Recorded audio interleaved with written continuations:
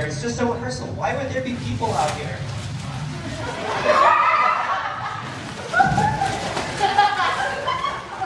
Oh no, what day is it?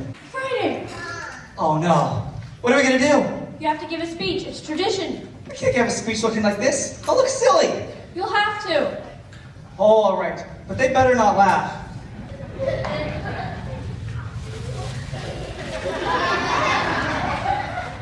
Hi. Hi. I'm Mr. Brown. Welcome to our performance.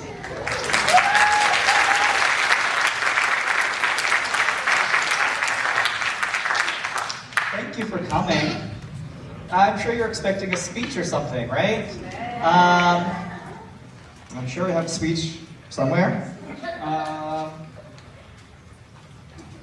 Aha! This looks like a speech. Let's see. Do not read this on stage. No? Potatoes, carrots, toilet paper. I'll just make it up. Emergencies. If there's an emergency, there's emergency exits. Just pick your favorite. Stay calm. Proceed through the nearest exit.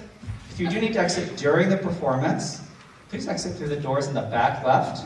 If you exit on this side of the theater, you're going to encounter a blinding light, and then you'll find yourself in a magical kingdom called outside.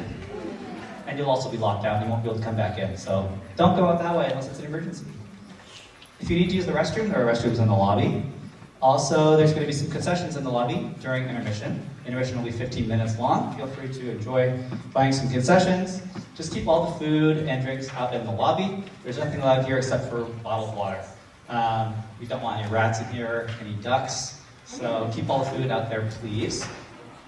And also, do take advantage of those concessions because the money from concessions does help our program grow big and strong. So take advantage of that.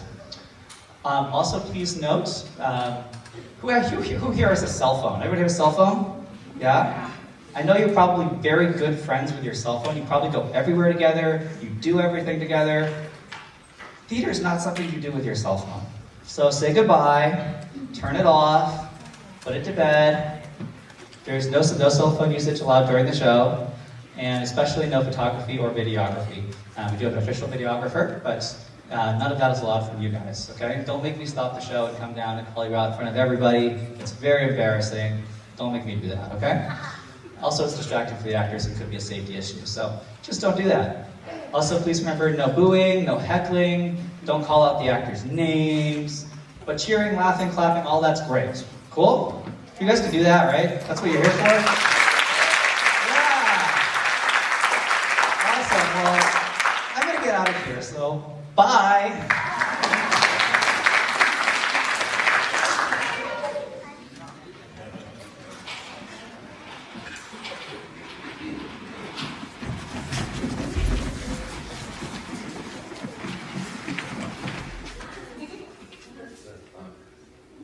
This is me. You're probably wondering how I got here. I'm a big shot Broadway director from the big city, hired to direct a small town theater show. It sounds so innocent, right? Go to the small town, meet a nice guy trying to save the family business from the greedy corporation. Fall in love, learn the true meaning of Christmas. What can go wrong? I should have known that only happens in the movies. Things start to get weird from the moment I first arrived. Let me take you back to where this all started.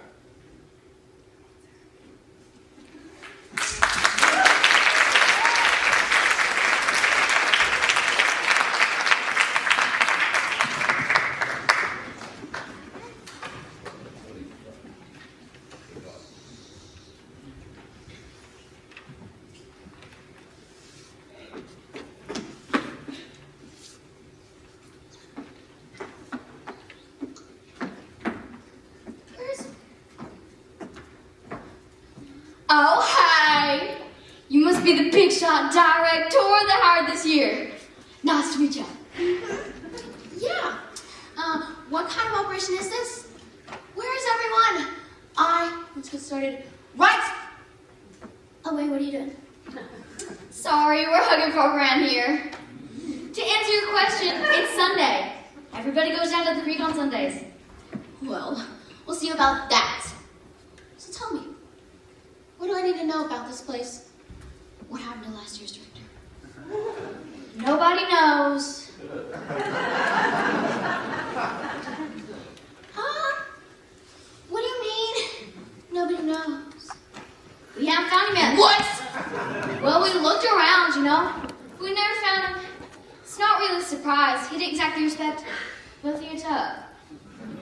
That's really the biggest piece of advice I can give you. Respect the theater, and it'll respect you. If you don't, things happen. That's ridiculous. It's a metal ring. It's wood and steel and a bunch of fasteners. These things are built to handle anything. And that's exactly how I will treat them. All the rest is a bunch of superstitious nonsense.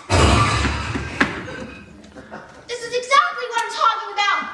Look at this shoddy work. This you've been waiting or screwed down is what never lie on Broadway. And this door. What kind of talentless hack designed this? I've never seen work so ugly. Ow! Who did that? Show yourself at once. I told you. Everybody's down at the creek. This place is just a little sensitive, you know? You gotta treat it the right way. No more of that superstitious nonsense. This door. It's clearly just loose. There's nothing holding it closed. I tried to warn you. No more of that superstitious nonsense. I will whip this place up in the shade if it's the last thing I do. That's what the last director said. The show must go on!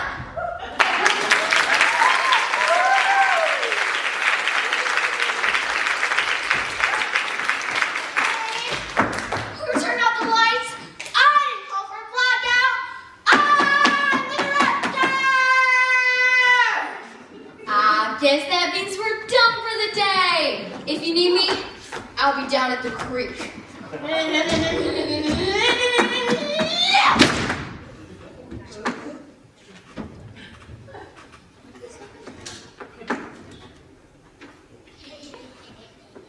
This is humiliating.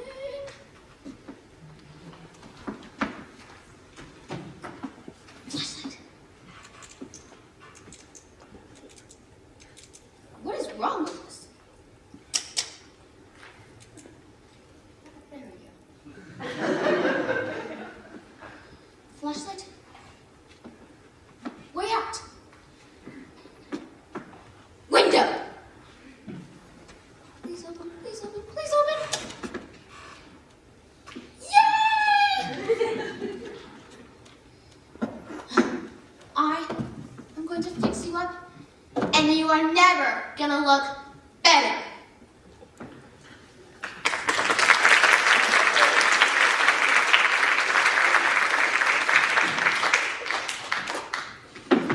A few hours later.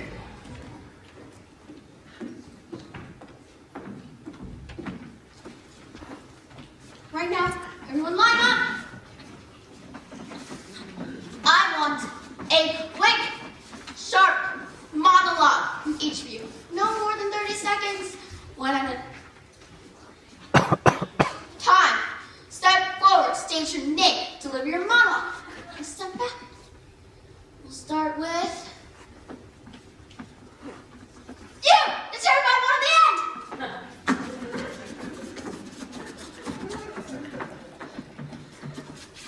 Name?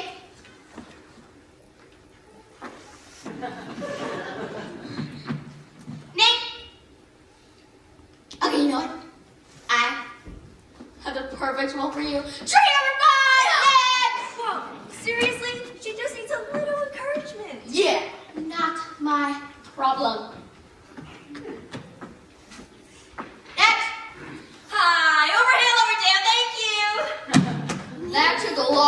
effort. Ha! I can do so much better than her.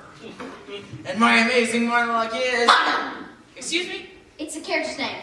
It's not 3 minutes. Fair enough. You lost Julia, and it makes it full.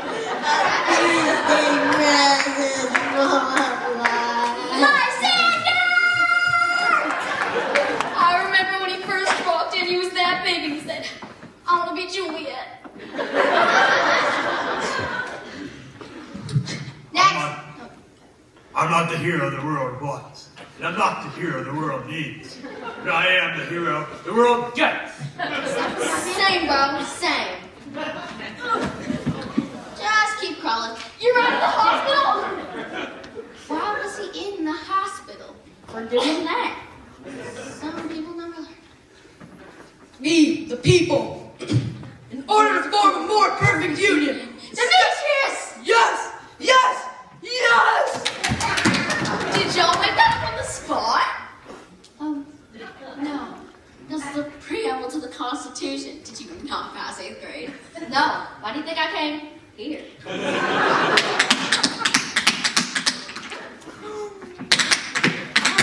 She knows this is a musical, right? It's not a musical.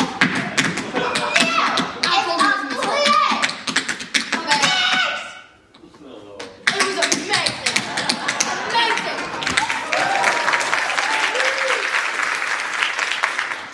Oh, what a score. It looks beautiful. And the content and anger of his lips. No. Okay, happiness, cupcakes, rainbows. Puppies.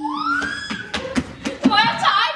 Yes, we're gonna cut a bunch of people. It's fine. Let me start from the beginning. We really don't need to. My mom was driving me here, and then we ran into a deer. At least we thought it was a deer, but it was actually a moose. And you know, you can drive into a deer, but you can't drive into a moose. That thing's like a brick wall. Yes. So my mom swerves into a ditch, but the ditch is full of water, and I can't swim.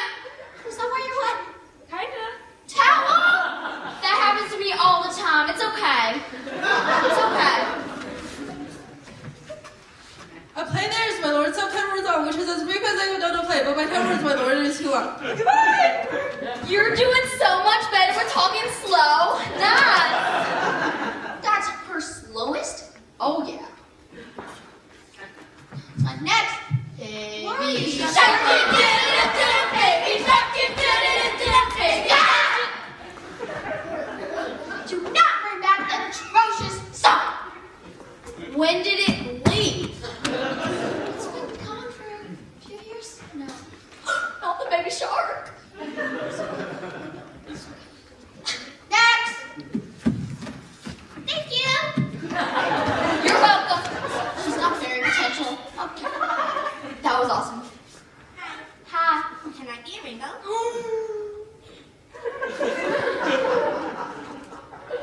There are no rainbows. We're in the middle of a forest. People. You're a meanie! Yeah. Excuse you. You can be a fairy, glitter sparkle. Let me see about that. Bye-bye, mean lady. I don't need this from you right now. I think you do. Gosh. Next. What happened to your leg? I twisted my ankle. And I can't perform. just get out. To the marathon! How does that work? She just said she couldn't perform. She didn't say she couldn't run a marathon. You know, twisting your ankle kind of implies that. How? Next. I can speak with a Scottish accent. Or a hill or a dell, there a bush there a brag, or a park or a pen, there a flood there a fire. I'd wander in royals with you then in minutes here, and I said the fairy queen. This isn't the Scottish play. Oh, you mean my... We don't say that name in the theater. Oh. Next! Can you make a little faster? Hi. Hi. So, like, I didn't memorize my monologues. I didn't want to. But I have a question. Exit that way. I have a question. Can you kick people go out of shows, because could you kick me out, please? No. Why would you want that? I might not, just because of the rate of how this is going.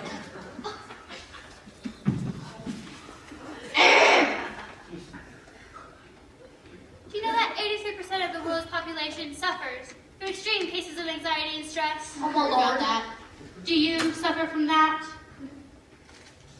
You know, now that I think about it. Yes, because of you! Oh, so get up and get out! You see, I was 7 o'clock coming on Friday. Everybody think you could benefit from that. I'll take that appointment. Alright, see you then. You will be here at 7 o'clock. 7 o'clock is too late to be here. No, it's not. It's not bedtime. Okay. Next! What's your purple? To be or not to be? That is the question. That is the question. She has so much character, and she knows it. She's a nightmare. Trust me. Oh, by the way, I have like a ton of followers on social media.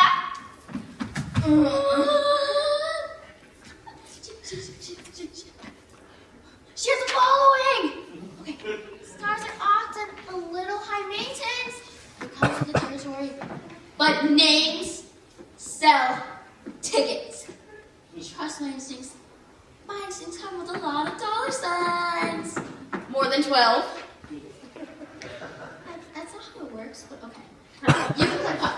Oh my gosh, thanks, girlies! What's a girly? Hello. Low. Take thee to a nunnery. Yeah, what he said. Keep walking, please. Go faster. Straight, yeah, nope, yeah. Ah! Well, that was the last one. Last one? Yeah. Any brilliant ideas? Of course. I know exactly what this place needs. Have everyone come back out on stage. I have a special announcement. So, I should have put that in there. I should have known better. But there was this little voice of my ego in my head saying, I can fix this. Oh, how wrong I was. Congratulations to all of you. We'll be handing out remaining goals shortly. And I have a special announcement. We will be doing the show the way Shakespeare might have done it. Live. That's crazy. Wow. Isn't that how all shows are done? No, I don't think you understand. You see, they spend months preparing, learning every single movement and vocal inflection. We will be doing it the authentic way, true to the spirit of the actor. Overnight. Is it 1 week? How's that possible going to work? We have lines to memorize, sets to build, walking to learn. Nonsense. Shakespeare took care of all that for you. The important blocking is written into the script, and the lines are written in Shakespeare's genius writing style. It makes it easy to memorize and tells you everything you need to know about the delivery. Well, what about the sets, the lights, and the costumes? We have several costumes for you to choose from. Just go to the costume room and find something that works. Several of you will be playing the part of scenery. I will be positioned to the side of the stage, ready for the script. If any of you need help with a cue, stage manager and board operator will follow along, reacting with the appropriate changes to sound, lighting, and anything else we may need. This is real theater, people! Let's get to it! She's insane. Even worse than the last one.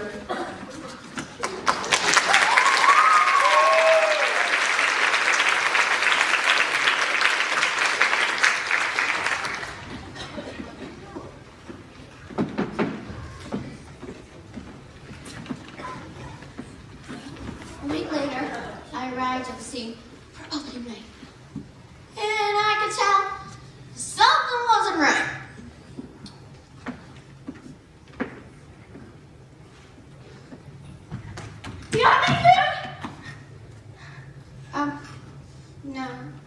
Shouldn't you be preparing the board or something? I don't know. You're the board operator! Am I?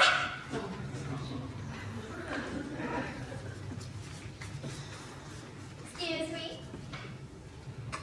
I had an idea. So, you know how there's like magical fairies and things? I think that we should be, drumroll please, dancing trees. That's ridiculous. Trees don't dance. Now! Now! Dancing!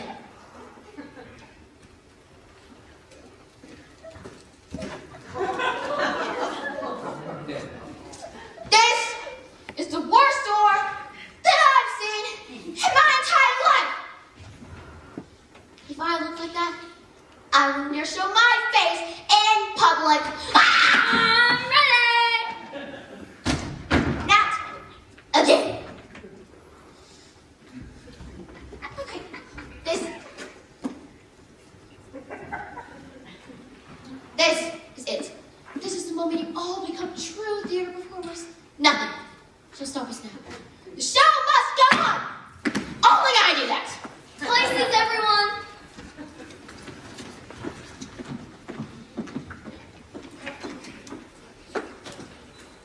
Ladies and gentlemen, welcome to the opening night of Shakespeare's A Midsummer Night's Dream. Before we begin, we have a few important notes for you. I think Billy has a crush on Maya. First, please remember to kiss. Do not go on a date. Silence yourself as they may interfere with our microphone system. Never listen to directions. In case of emergencies, pick a romantic spot. The restrooms are located Anywhere. Stop talking backstage! Board operator, mute all the mics immediately. Stage manager, go back. Now I am full! Utterly disgraceful. Directed total immaturity.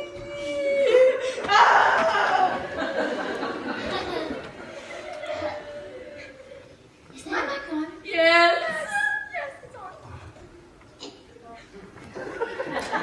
In this show, we have 4 groups of people. The first group is the mischievous fairies. Thank you! Please stop, follow along! We have Puck!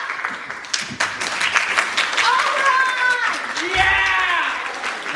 Yeah, Titania! Team Blossom! And Mustard Seed! Wait, which ones are you? I'm Cobweb. I'm a fairy. Come like a fairy! Get off stage! Go! Alright! Next, we have the human court, featuring Theseus, Duke of Athens. Theseus! Apollo, Queen of the Amazon. Zeus, father to Hermia. And Philip, Master Rose. I didn't rehearse this. Get off stage. Next, we have the 4 lovers. This includes Hermia, Helena, Lysander, and Demetrius.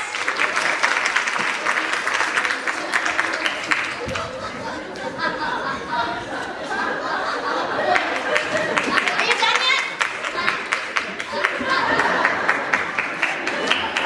Get off stage!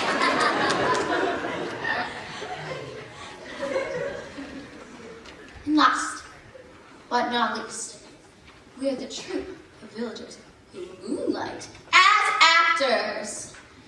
This includes Nick Bottom, no, weird. I thought you said we're the village people.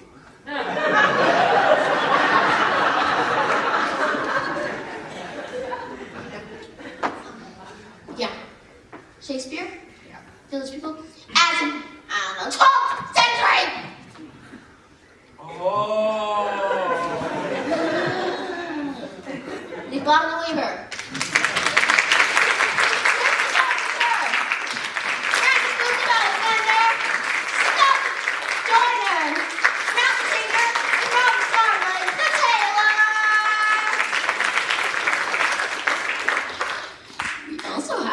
Nearby forest.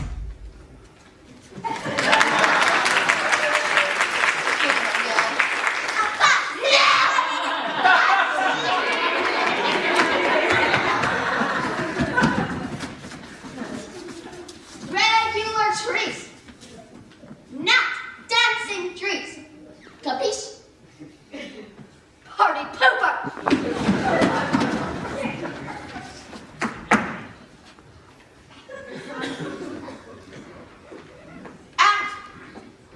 One.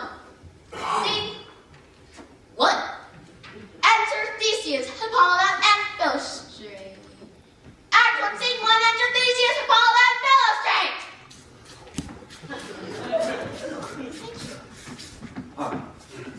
Now, Hippolyta, our nuptial hour. Sure. Nuptial hour. No. No. Sure. Our nuptial hour draws on a pocket. Pace. 4 happy days bring in a new moon. But oh, methinks how slow this new moon wanes. She lingers by his eyes, like a stepdame or a dowager, long withering up a young man's revenue. For days will quickly steep themselves in night, for nights will quickly dream away the time, and then the moon, like to a silver bow, new bent in heaven, shall behold the night of our calamities. I literally have no idea what they just said. They're getting married in 4 days. Oh. Go, Philostrate, stir up the Athenian youth Samaritans. Wake the pert and nimble spirit of mirth. Turn melancholy force the funerals. The pale companion is not for our pomp. Enter Aegeus, and his daughter Hermia, and Lysander, and Demetrius.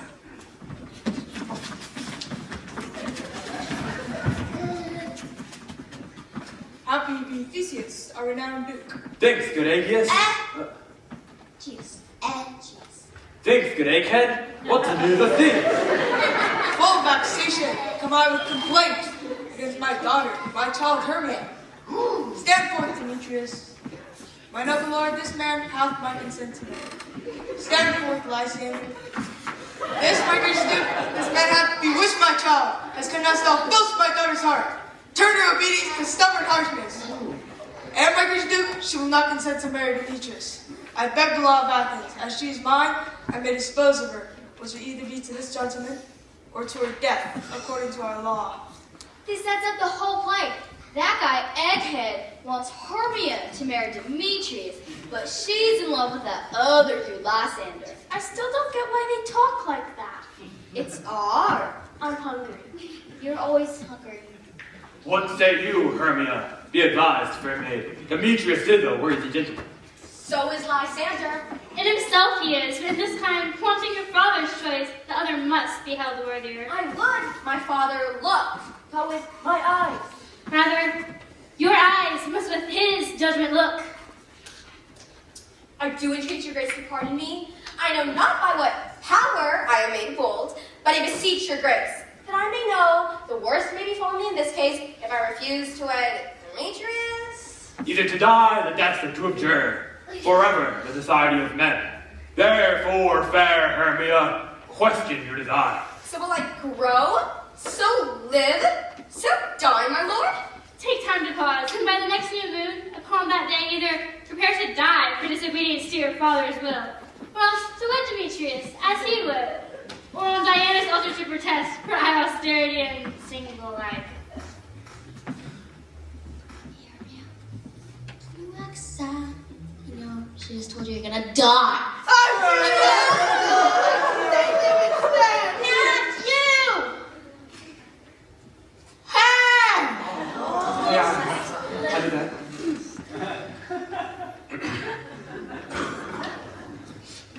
sweet Hermia, in Lysander, yield thy praise title to my certain right. You have our father's love, Demetrius! Let me have Hermia's! Do you marry him? Scornful Lysander, true, he hath my love, and what is mine, my love shall render him. And she is mine, and all of my right for her I do state unto Demetrius. Wow, so Hermia has to marry Demetrius or be put to death. I found a piece of chewing gum. Where? Under the desk. You throw it away? I can't. I am, my lord, as well derived as he, as well possessed. My love is greater, and I'm not ugly. I am beloved of beauteous Hermia. Why should I not then prosecute my right?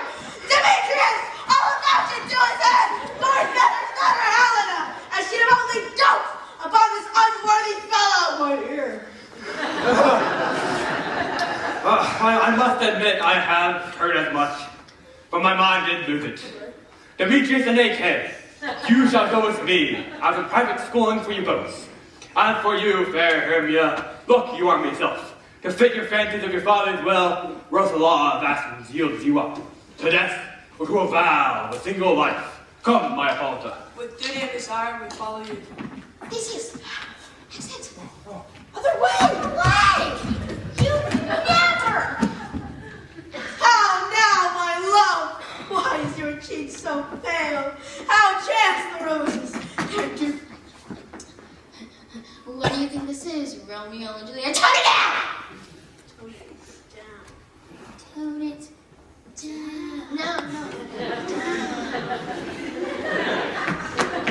How now, my love? Why is your cheek so pale? How chance the roses? Then do they so fast? Not what I meant! Be like for one thing. The kingdom from the tempest of my eyes. I mean, for all that I can ever hear my tale or mystery. The course of true love never did run smooth, but either it was different in blood, or if there were a sympathy in choice, war, death, or sickness, in late siege, the involuntary as a sound, swift as a shadow, short as any dream, that it is clean and full of heavens and earth, and ne'er man hath power to save thee all. The jaws of darkness do devour it up, so quickly break things If then true lovers have ever been crossed, it has been added to destiny. Then let us teach our trial patience, because it's a customary cross, as due to love as thoughts, dreams, and sighs, wishes and tears, poor fancy followers. Therefore, swear they're not speaking English. It's more like poetry. It's beautiful. It's making me hungry. Therefore, hear me, gentle Hermia. I am a widow nymph from Athens. Her house is 7 leagues, and she respects me as her only son. There, gentle Helena, will I marry thee. Hermia, will I marry thee. Thou lovest me then. Steal forth thy father's house tomorrow night, and leave without the town. For I did meet thee once with Helena. There, I will wait for thee. My good Lysander, I swear to thee, by Cupid's strongest bow, by all the vows men have ever wrote, a number more women ever spoke, in that same place thou hast appointed me, tomorrow surely will I meet with thee. Keep your promise, love. Look, here comes Helena.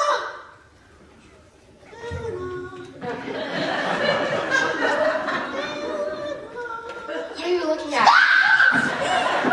Fair Helena, whither away? Call you me fair? That fair again, I'd say. Demetrius loves your fair. Oh, happy fair. Your eyes are lodestars, and your tongue sweet air, more tunable than lark to a shepherd's ear. When wheat is green, when hawthorn buds appear, sickness is catching, oh, her favor so. Yours would I catch, fair Hermia, ere I go. My ear should catch your voice, my eye your eye, my tongue should catch your tongue's sweet melody. Oh, teach me how you look and with what art you sway the motion of Demetrius' heart. Skincare! I frown upon him, yet he loves me still. Oh, that your frowns could teach my smiles such skill. I give him curses, yet he gives me love. Oh, that my prayers could such affection move. The more I hate, the more he follows me. The more I loved, the more he hated me. His folly, Helena, it's no fault of mine. None but your beauty would that fault remove. Lysander and myself shall fly this place. Before the time I did, Athens is a paradise to me. But Demetrius, he had turned a heaven unto a hell. Helena, to our minds we shall unfold. Tomorrow night, when Phoebe doth behold her silver visage and watery glass, decking the pearl, the bladed grass, a time when true lovers' flight doth still conceal. Tomorrow night, through Athens' gates, we have devised to steal. And in the woods, we're often you and I, upon famed primrose beds we're wont to lie. Farewell, sweet playfellow, and gird thy Demetrius. Keyboard Lysander, we must drop our side, from Mars food till deep hour midnight. I will, my Hermia, Helena, adieu. As you on Demetrius, Demetrius don't on you. How happy, son. Oh, where other son could be. Through Athens, I am thought as fair as she. But what if that? Demetrius thinks not so. For before Demetrius looked on Hermia's eyes, he hailed down oaths that he was only mine. Ding! I will tell him of fair Hermia's flight. Then to the wood will he tomorrow night pursue her. And for this intelligence, I will have thanks. To have his sight, thither and back again. So Lysander and Hermia are running away to get married. I wish I could run away and get food. Act 1. Scene 2. Enter Fawn the Weaver, Quince the Carpenter, Francis Blue the Bellsman, Snuff the Joiner, Snow the Tinker, and Robin Starling the Tailor. Is all our company here? Yes, and you must call them generally, man by man, according to the script. Here is a scroll of every man's name, which is thought fit through all Athens to play in our interlude before the Duke and Duchess on his wedding day at night. First, good Master Prince, say what the play treats on, then read the names of the actors and serve her to a point. Married. Our play is the most lamentable comedy and most cruel death of Pyramus and Thisbe. Ah, good one, that, and a married. Now, Master Prince, read the names of the actors. Answer as I call you. Nick Bottom the Weaver. What part am I said to be? You, Nick Bottom, sit down for Pyramus. What is Pyramus? A lover? Or a tyrant? It is a lover that dies of a broken heart. That will have some tears in the true performing of it. Let the audience look to their eyes. I will move storms. I'll get a lot of condolences. Yet my chief humor is a tyrant. I can play Urkel's rarely. The raging rocks, then shivering his shocks. Cool. Francis Flute, the bellows mender. Here, Master Quince. Flute, you must take Thisbe on you. What is Thisbe, a wandering knight? It is the lady that Pyramus must love. Absolutely not. That's awful. Do it. No. Just like I can play Thisbe too. I'll speak in a monstrous little voice. Oh, I love you. No, you must play Pyramus and Flute. You're Thisbe. Whatever. Robin Starling, the tailor. Here, Master Quince. Robin Starling, you must play Thisbe's mother. Snout, the tinker. You, Pyramus' father. Myself, Thisbe's father. Snug the joiner, you the lion's part. And I hope here is a play fitted. Have you the light department? Pray you, if it be, give it to me, for I am slow and steady. Slow. I was thinking, hey, how come I have to play the stupid character? What gives? Typecasting. Stay in character. I can play the lion's part too. I'll roar that does any man's heart good to hear me roar. I'll roar so that the Duke will say, roar again. Roar again. And you should do it too. Terribly! What? You would frighten the Duchess and the ladies that they would shriek, and that were enough to ruin us all. I will roar as gently as a dove. You can play no part but Pyramus, for Pyramus is a sweet-faced man, a proper man that you shall see in a summer's day, a most lovely, gentleman-like man. Therefore, you must needs play Pyramus. Also, he's the only guy, so... Well, I will undertake it. But masters, here are your parts, and I am to entreat you, request you, and desire you to learn them by tomorrow night. And meet me in the palace wood, a mile without the town, by moonlight. There will we rehearse, for if we meet in the city, we shall be dogged with company, and our devices known. In the meantime, I will draw a bill of properties, such as our play wants. I pray you fail me not. What was that all about? The village people are planning a play about two people in love. Also, there's a lion. I'm not sure why. I like lions. They know how to find food. Act 2. Scene 1. Enter Fairy. Robin Goodfellow. Act 2. Scene 1. Enter Fairy and Robin Goodfellow. Hook is locked in the dressing room. So lock it. She had the key with her, and it only unlocks from the outside. Okay, great. What about the pressure doors in this place? Figure something out. That's your job. Smash it. Burn it out. Tear it into little pieces. I don't care. Whatever it takes, show must. Come on. Keep going. Ora hela de Dera bush de la praia. Ora park in the path. Dera friend de la praia. And you want to get everywhere. Take an annual sphere. And a third of that queen. To the heart on the green. The captain saw her pension in the queen. Into their coat. What that queen? Those ladies, very famous. And those freckles that they're saviors. I must go seek some dewdrops here. And then go pearl another cowslips here. Very well, thou lover spirits, I'll be gone. The queen and I'll long come here and on.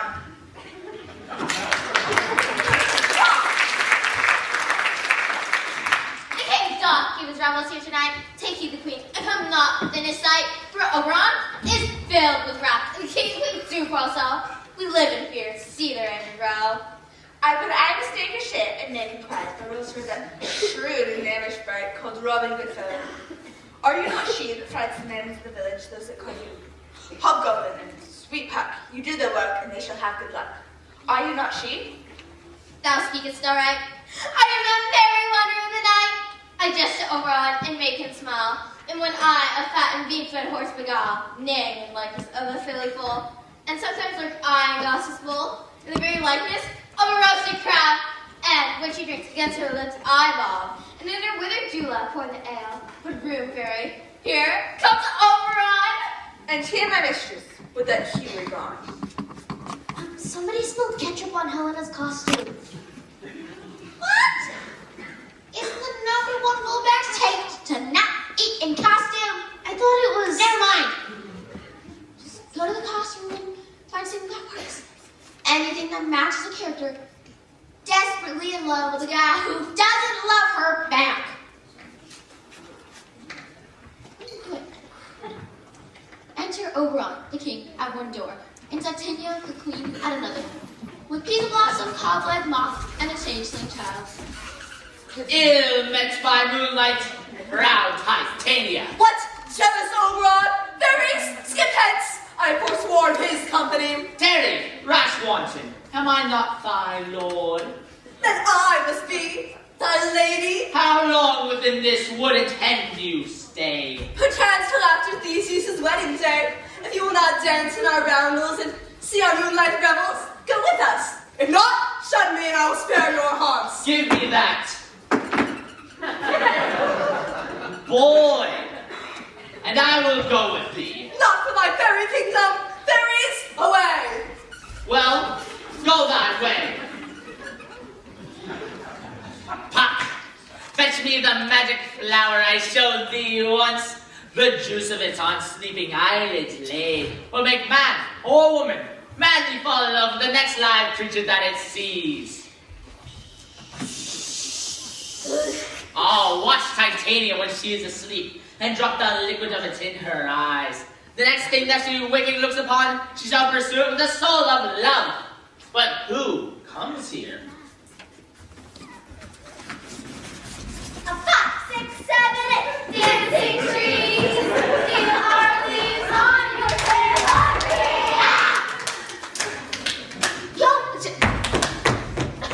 Don't make me chuck you too!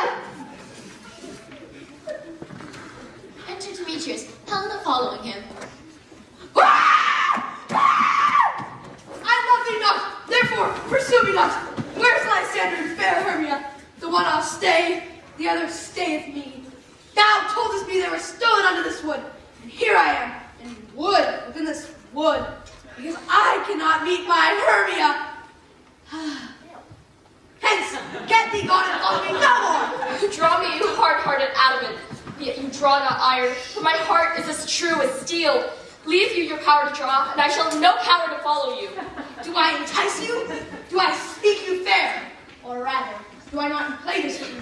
Tell you I do not, nor I cannot love you. And even for that do I love you the more. Neglect me, lose me, only give me leave. Unworthy as I am to follow you. Tempt not too much the hatred of my spirit, for I am sick when I look upon thee. And I am sick when I look not on you. I'll run from thee, and hide me in the brakes, and leave thee to the mercy of wild beasts. The wildest hath not such a heart as you. Run when you will, the story shall be changed. Apollo flies, and Daphne holds the chase. The dove pursues the griffin, the mild hind makes speed to catch the tiger. Rootless speed, the cowards pursues, and valor flies. I will not stay thy questions. Let me go, or if thou follow, do not believe. But I shall do thee mischief in the wood. I'll follow thee, and make a heaven of hell, to die upon the hand I love so well. Fare thee well, nymph, ere he do leave this grove. Thou shalt fly him, and he shall seek thy love. Hast thou the flower there? Welcome, wanderer. Hey, here it is. I pray thee, give it to me. I know a bank where the wild thyme flows, where oxlips and nodding violets grows.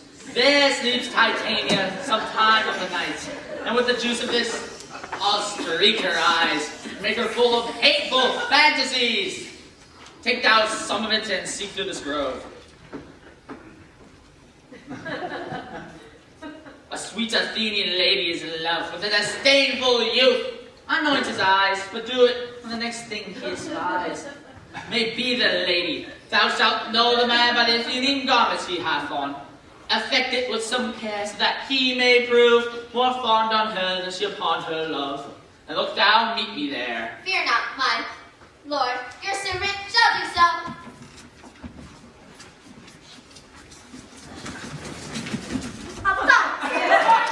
Dancing trees, feel our leaves on your tambourine. And you can hit up! You're all getting the axe! Scuttled plant your trunks and stay there! Act 2, Scene 2, enter Titania, the Queen of Fairies, with her fairy court.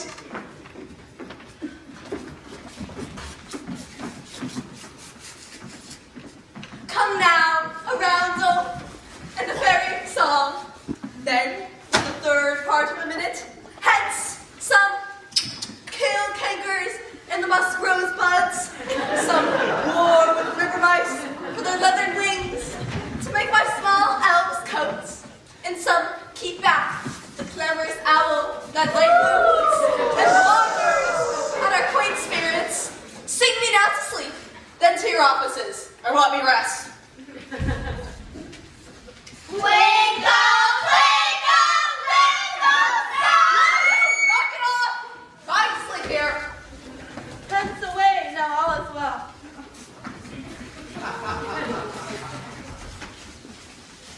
Enter Oberon, who anoints Titania's islands with the nectar! What thou seest when thou dost wake, do it for thy true love take. Love and languish for his sake, be it ounce or cat or bear, pot or boar with bristled hair. In thy eye that shall appear, when thou wakest, it is thy dear. Wake when some vile thing is near. So now Titania will fall in love with the first thing she sees. Enter Lysander and Hermia. Fair love, you faintly wandering wood, and to speak truth, I have forgotten our way. We'll rest us here if you think it good, and tarry for the comfort of the day. Be it so, Lysander. Find you out of bed. Fire on this bed will rest my head. So far be distant, and good night, sweet friend. Till thy left river altar, till thy sweet life end. Amen, amen, to that fair prayer say I, and then life and I in loyalty.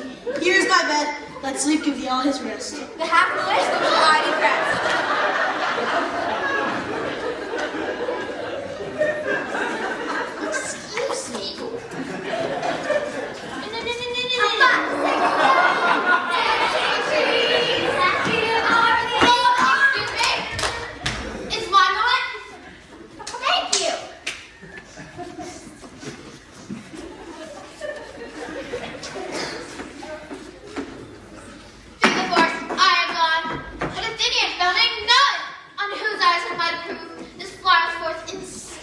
Nay, silence! Who is there?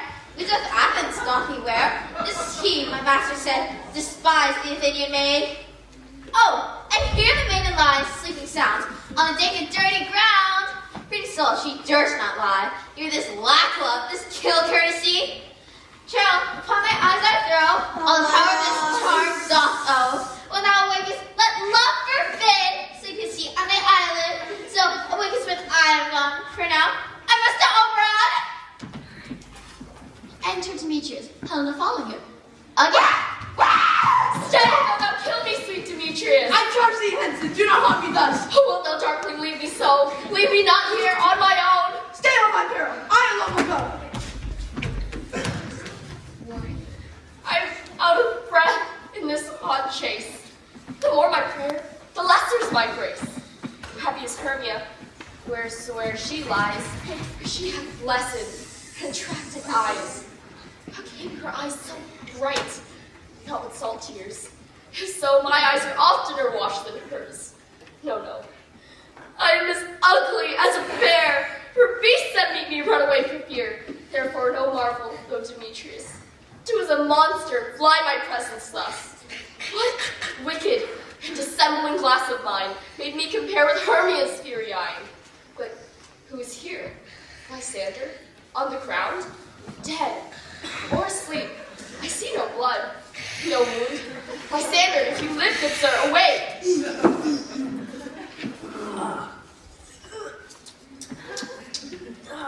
Hurry it up! And run through fire I will for thy speed's sake. Dude, you're not a zombie! You lie. What's love? I'm a little concerned right now. Back through thy face, I see thy heart!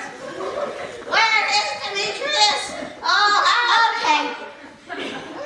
Now you're just freaking me out. Why can't you just be normal? That's what my dad said. Oh, we agree on something.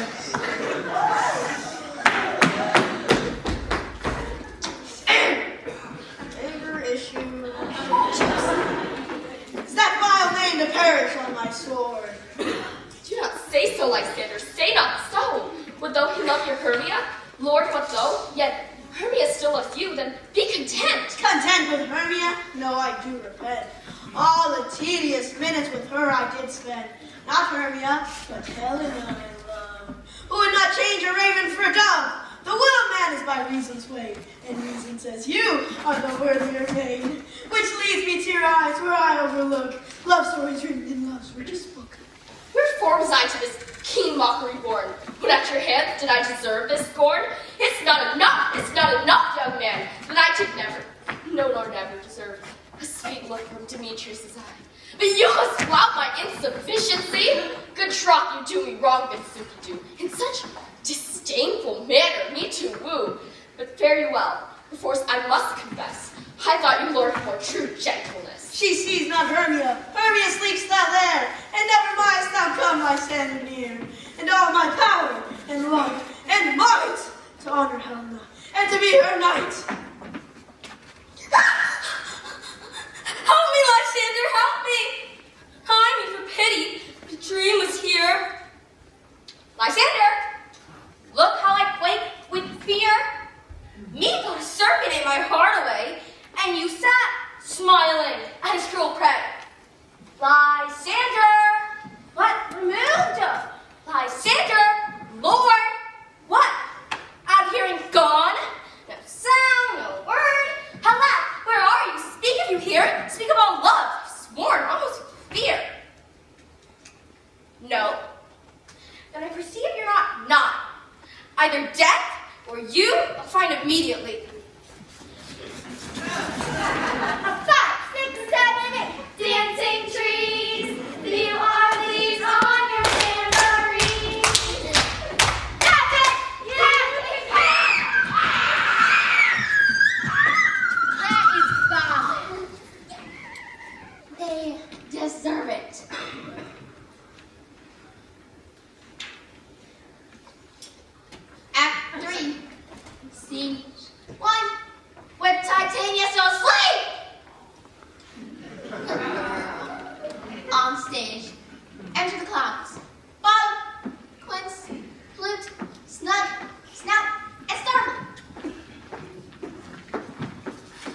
Are we all met? Yes, and here's a marvelous convenient place for our rehearsal. This green plot shall be our stage. Just have a break our time house, and we'll do it in action as we'll do before the do. Master Prince? What sayest thou, bully bottom? There are things in this comedy of Pyramus and Thisbe that will never please. First, Pyramus must draw a sword to do harm, which the audience cannot abide. How answer ye that? I believe we must leave the killing out when all is done. None of which I have advice that will make all well.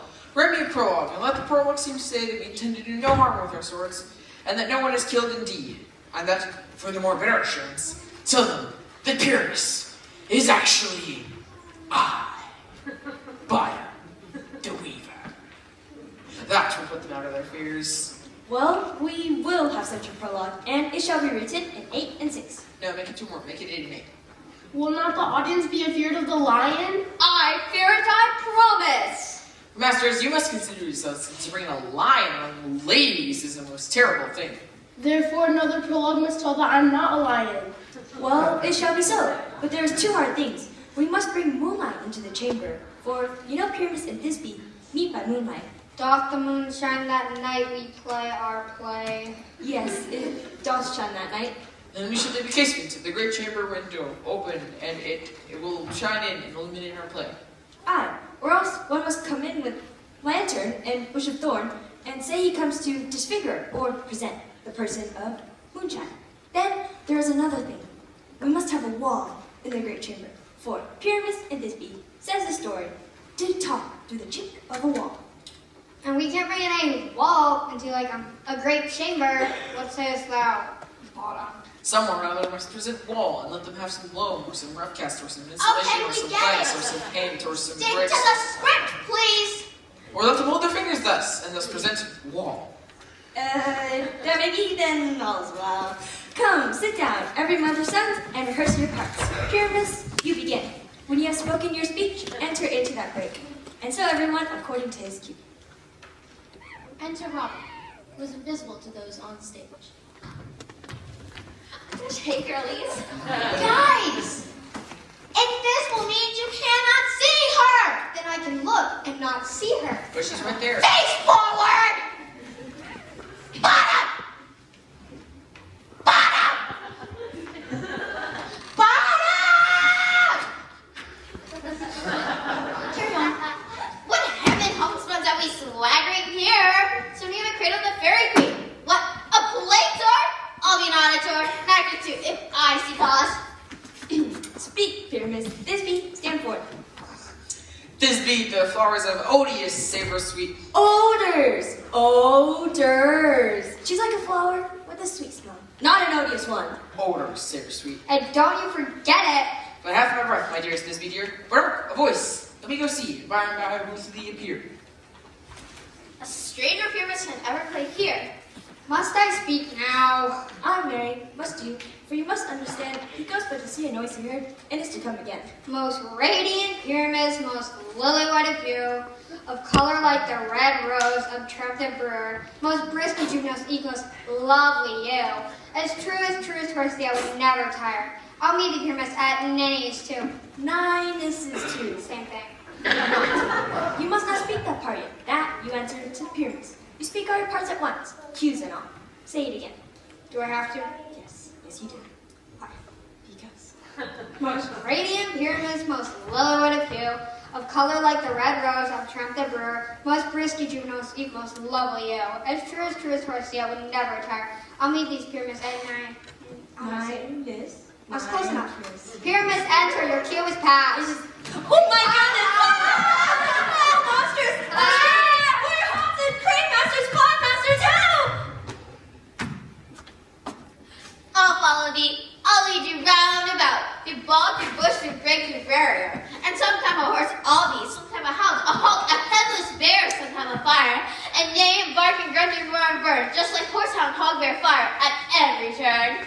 Why did they run away? This is a knave for them to make me afeard. Oh, no, I'm changed. What do I see? You see a donkey of your own, do you? Bless thee, bottom, bless thee, thou art translated! I seen it, Avery. You know, I'm not starting this place do what they can. I'll walk up and down here and I will sing, and they shall hear, I am not afraid. What angel awakes me from my flowering bed? The finch, the sparrow, the lark, the plain-seen cuckoo gray, who something or other dares not answer nay. I pray thee, gentle mortal, sing again. My ears are much enamored of thy note, so are my eyes enthralled to thy shape, and thy fair virtues, force perforce doth move me, on first view, to say, to swear, I love thee. Methinks, mistress, you have little reason for neither.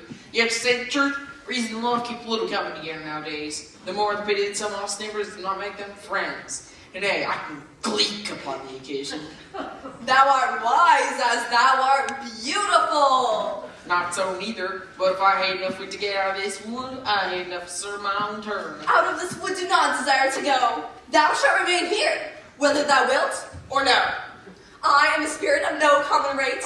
This summer still doth tend upon my state, and I do love thee. Therefore, go with me. I'll give thee fairies to attend on thee, and they shall fetch you jewels from the deep, and sing to you on pressed flowers doth sleep. And I will purge thy mortal grossness, so you will be like an airy spirit go. Peas of blossom, cobweb, moth, mustard seed.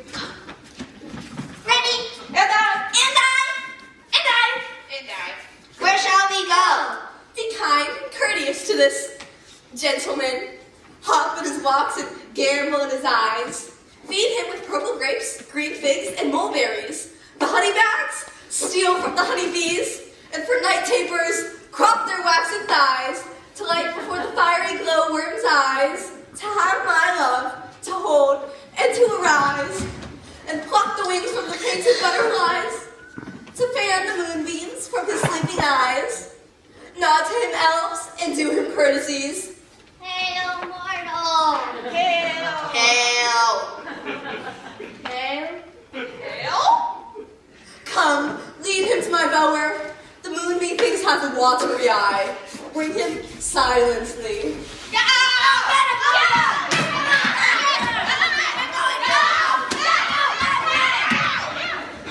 Wow, so Puck turned Bottom into a donkey, and Oberon put a spell on Titania to make her fall in love with him. And Lysander loves Helena now? This is really confusing. It's making me hungry. Well, it's intermission now, so we have time to get a snack backstage while the audience goes past concessions in the wall. Shouldn't we close the curtain first? Oh yeah. Close the curtain!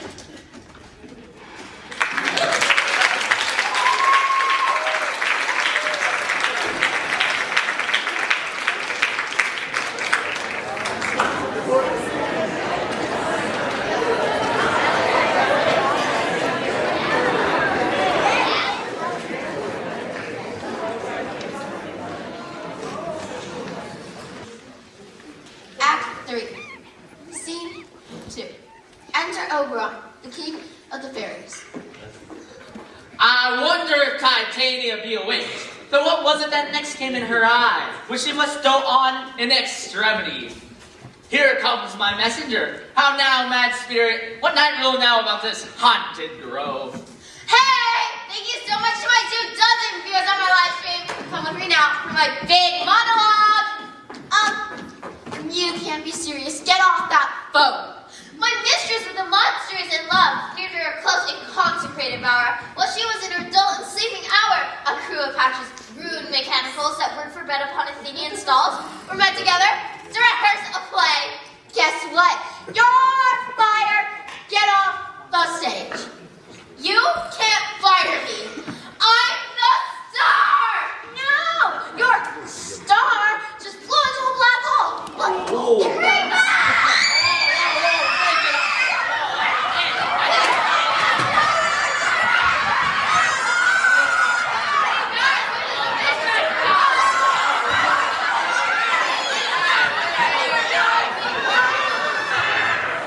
I got rid of the last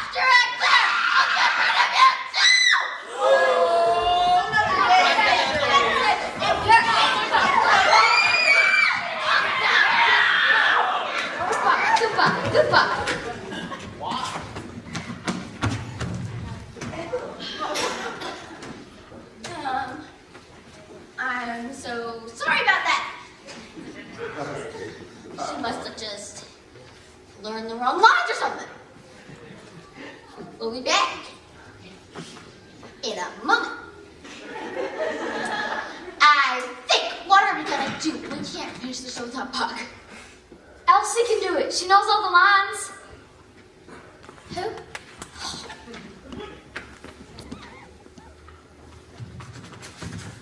Her.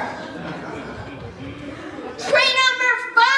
Are you kidding me? She can't even act. You never even gave her the chance. She just needs encouragement. Oh, so suddenly you know better than me? I won 3 Tony Awards, and suddenly you know better than me?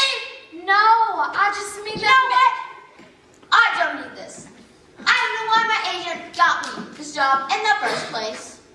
This theater is a dump. This town doesn't have traffic lights or Starbucks. I'm going to talk to my agent. Good luck. You'll need it. Elsie, I need you to play Puck. I know you can do it. I've heard you backstage. You're amazing. Somebody get her a costume. But I'm not ready. I can't. You're not ready? How can we sleep in a Puck costume? I bet you have one on right now.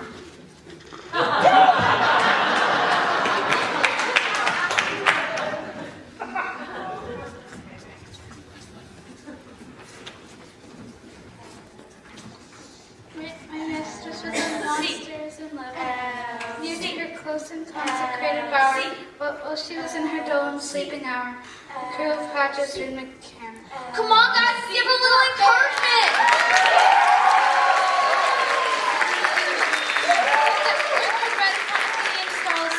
We went together to rehearse a play, intended for great Theseus' nuptial day.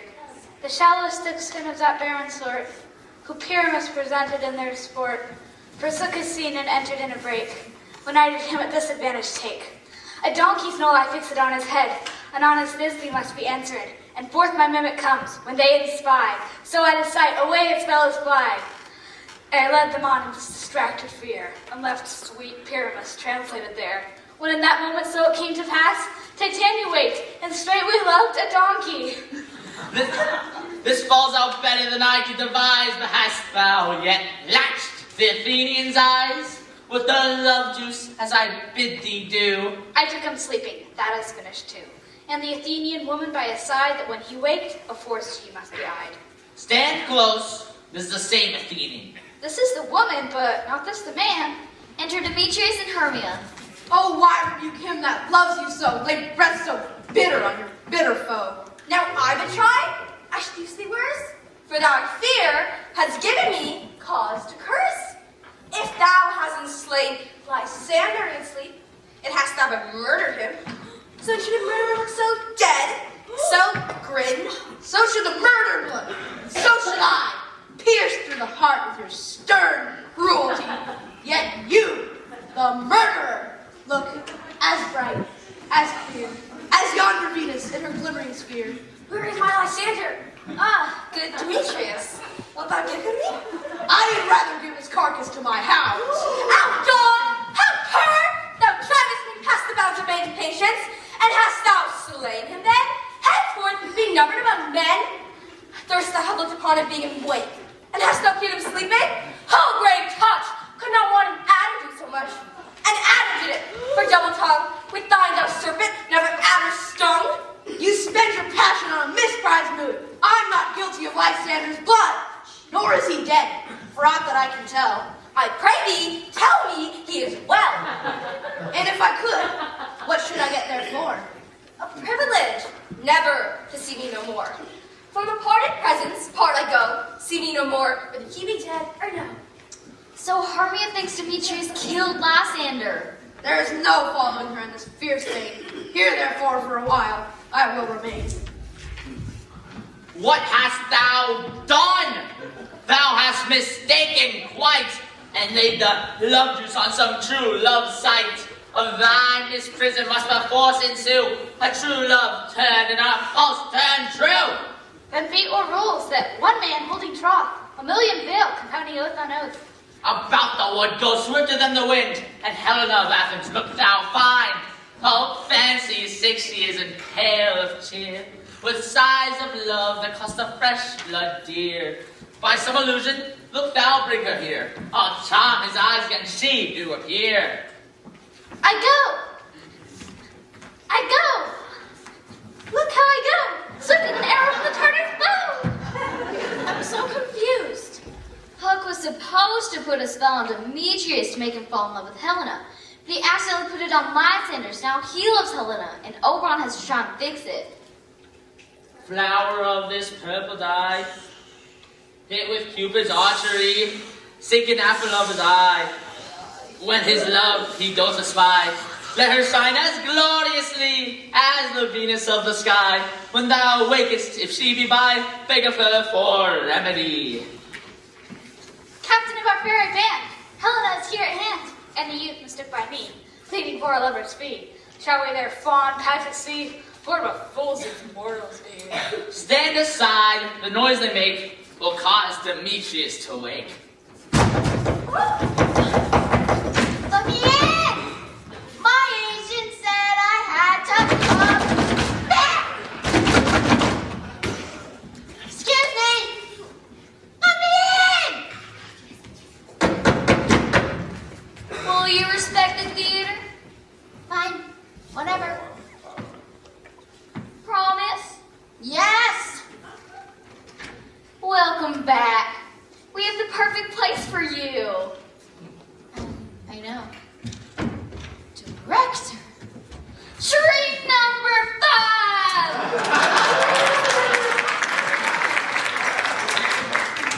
5! But my contract says you have to do whatever it takes to produce this show. The show must go on. Remember?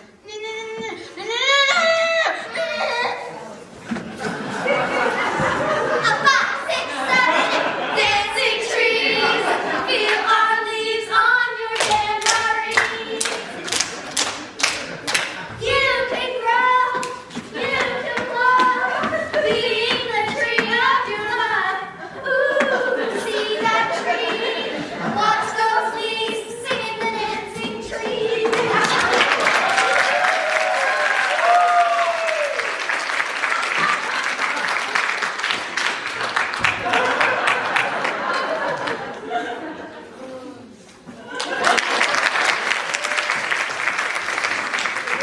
Then we'll do it once for one.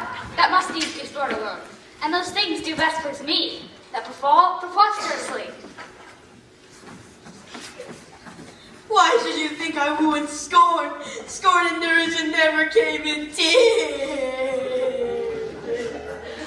You do advance your cutting more and more. When truth kills truth. Oh, devilish holy fray. These vows are Hermia's. Will you give her o'er? Wait, oh, then you will nothing weigh.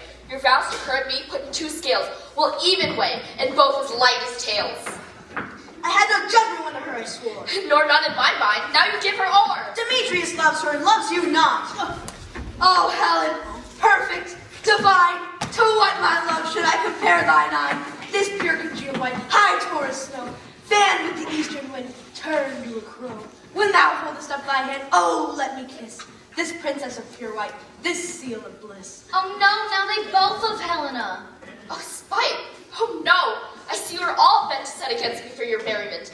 If you were civil and knew courtesy, you would not do me this much injury. Can you not hate me as I know you do? But you must join in souls to mock me too? If you were men, as men you are to show, you would not use a gentle lady so. To vow and swear and super praise my heart, and I know you hate me with your hearts. You both are rivals and love Hermia. And now both rivals to mock Helena. A trim exploit, a manly enterprise, all to conjure up tears in a poor man's eyes with your derision, none of noble sort. You would so offend a woman and extort a poor soul's patience, all to make you sport. You are unkind, Demetrius. Be not so, for you love Hermia. This you know, I know. And here, with all goodwill, and all my love, and all my heart, and Hermia's love, I yield you up my part. And yours to Helena, to me bequeath, who I do love, and will till my death. Never did mockers waste my guiding breath. Lysander, keep thy Hermia. I will not. And there I loved her. All that love is gone. My heart to her, but guess why sojourn, and now to Helen it is home returned.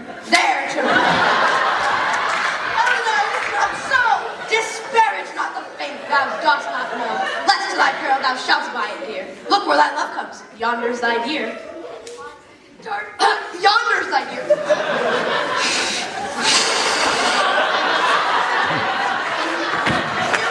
Apprehension makes, whether without the impaired seeing sense, pays double hearing recompense. My ear, I thank it, brought to thy sound. But why then dost thou leave me so? Why should he stay? Love doth press to go. What love could press Lysander from thy side? Helena. You speak not as you think, it cannot be. Lo, she is one of this confederacy. Now I perceive you can join all three to fashion this false sport in spite of me. Injurious Hermia, most ungrateful maid. Have you conspired? Have you these contrived to bait me with this foul derision? So the counsel we two shared, the sisters' vows, the hours we spent, and now you will rend your ancient love asunder to join with men in scorning your poor friend? I am amazed at your words. I scorn you not. It seems that you scorn me. Have you not set Lysander, as in scorn, to praise my eyes and face, and made your other love, Demetrius, who even but now did spurn me with his foot? Wherefore speaks he this to her he hates? And wherefore doth Lysander deny your love so rich within his soul, and tender me forsooth affection? This you should pity rather than despise. I understand not what you mean by this. I do. Persevere counterfeit sad looks, make mouths upon me when I turn my back, wink at each other, hold the sweet jest of. This sport, well carried, shall be chronicled. If you had any pity, grace, or manners, you would not make me such an argument. But very well, 'tis partly my own fault, which death or absence soon shall remedy. Stay gentle, Helena. Hear my excuses. My love, my life, my soul, my Helena. Oh, excellent! Sweet, do not scorn her so. If she cannot entreat, I can compel. Thou canst compel no more than she can entreat. Thy threats have no more strength than her weak prayers. Helena! I love thee. My life, my dear. I say I love thee more than he can do. Thou saidst so, withdraw and prove it too. Quick, come. Lysander, where depends all this? Away, you evil! No, he'll seem to break loose. Take on as you would follow, but yet come not. You are a tame man, go! Hang off, thou cat, thou bird, vile thing, let loose, or I will shake thee from me like a serpent! Why get you gone? Why have you grown so rude? What changes this sweet love? Thy love, oh Tony Tartar, oh loathed medicine, oh hated potion ends! Do you not jest? Yes, and so do you. Demetrius, I will keep my word with thee. I would I had your bond, for I perceive a weak bond holds you. What? Should I hurt her, strike her, kill her dead? Though I hate her, I will not harm her so. What can you do me greater harm than hate? Hate me, forswear. When use my love, am I not Hermia? Are you not Lysander? I'm as fair now as I ever will be, since not you loved me, since not you left me. Why then you left me? In earnest shall I say, I, by my life, be certain nothing truer than I do hate thee. oh, me, you juggler, you canker blossom, you think of love. What if you come by night and stolen my love's heart away from me? Have you no modesty, no maiden shame, no touch of bashfulness? What, will you tear impatient answers from my gentle tongue? Fine, you counterfeit, you puppet, you! Puppet? Why so? I'm away, goes the game. Now I perceive she hath made compare between her stature, shears her height, and with her personage, her tall personage. Why? Because I'm so dwarfish and so low? How low am I, thou maid's pay-hole? Speak! How low am I? I am not yet so low that my nails can reach unto thine eyes! I pray you, though you mock Shakespeare, let her not hurt me. I was never cursed. I have no gift in shrewdness. I'm a right maid for my cowardice. Let her not strike me. You perhaps may think, because she is something lower than myself, that I can match her. Lower? Hark again! Good Hermia, do not be so bitter with me. I ever more did love you, Hermia. Ever keep your counsels, never wronged you. Save that love to Demetrius. I told him of yourself into this wood. He followed you for love. I followed him. But he had chid me hence and threatened me to strike me, spurn me, nay, to kill me too. So now will you let me quiet go? Why get you gone? Who is it that hinders you? A foolish heart that I leave here behind. What, with Lysander? With Demetrius. Worry not. She shall not harm me, Helena. No, sir, she shall not, though you take her part. Oh, when she is angry, she is keen and shrewd. She was a vixen when she went to school, and though she be but little, she is fierce. Little? Nothing but low and little? Why will you suffer me flop for this? Let me come to her! Get thee gone, thou Lord, thou minimus of Henry, not grasp me! Thou be, thou art gone! You are too officious in her behalf. That scorns your services. Let her go. Speak not of Helena, take not of her. For if thou dost pretend never so little show of love to her, thou shalt defy it. Now she holds me not. Now follow if thou darest to try his right, of thine or mine and most of Helena. Follow? Nay then, I'll go be chief by jowl. You, mistress. All this toil is long of you. Nay, don't go back. I will not trust you. I no longer stay in your cursed company. Your hands and mine are quicker for fray. My legs are longer, though, to run away. I'm amazed at your words. I scorn you not. It seems that you scorn me. This is thy negligence. Still thou mistakest, or else you committest thy neighbors willfully. Believe me, King of Shadows, I mistook. Did not you tell me I should know the man by the beanie and garments he had on? And so far, let this proves my enterprise that I have anointed an Athenian's eyes. And so far am I glad at such sort, as to stare jangling I esteem a sport. Thou seest these lovers seek a place to fight. I therefore, Roman, overcast the night, and lead these testy rivals so astray. And from each other look thou lead them thus, till over their brows death counterfeiting sleep. With leaden legs and fatty wings doth creep, then crush the serpent till I stand his eye. When they next awake, all this derision shall seem a dream and fruitless vision, and back to Athens shall the lovers wend, with league whose date till death shall never end. Whilst eyes in this affair do thee employ, to my queen her charmed eye, release from monsters' view, and all things shall be peace. My very lord, this must be done with haste, for night swift dragons cut the clouds full fast. Haste, make no delay, we may effect this business yet ere day. I'm confused again. Hug is gonna lead Demetrius and Lysander all over the forest until they fall asleep. Then she's gonna fix everything. Up and down, I will lead them up and down. I am feared in field and town. God will lead them up and down. Here comes one. Where art thou, proud Demetrius? Speak thou now! Here, villain, drawn and ready. Where art thou? I will be with thee straight! Follow me then to plainer ground.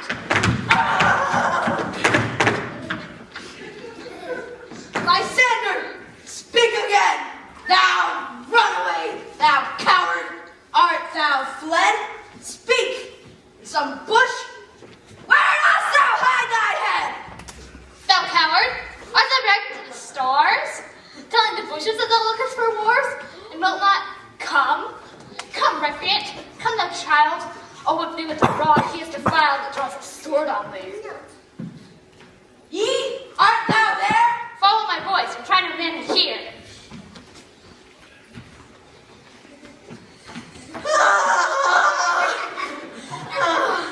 He's too fast for me.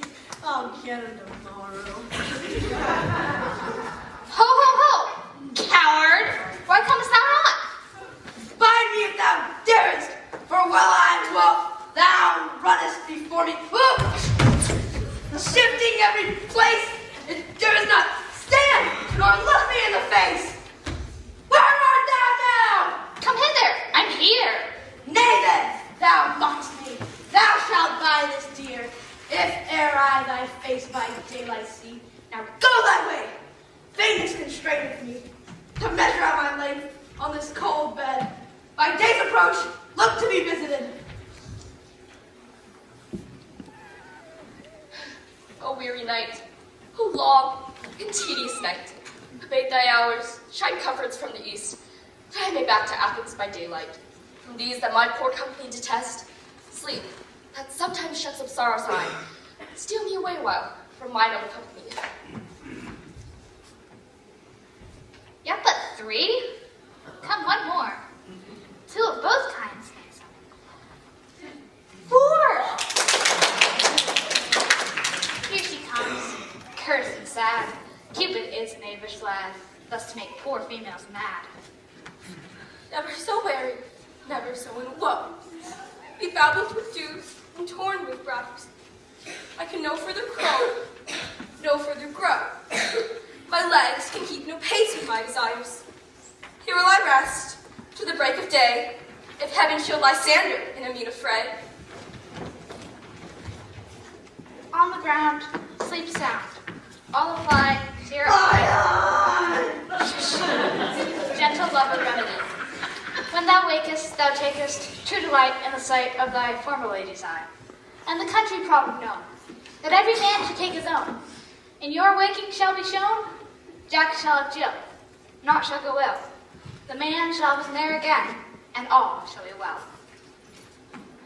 Act 4, Scene 1. With the 4 lovers still asleep on stage, enter Titania, the queen of the fairy, Nick Bottom, the fairies, and Oberon the king, behind them unseen by those on stage.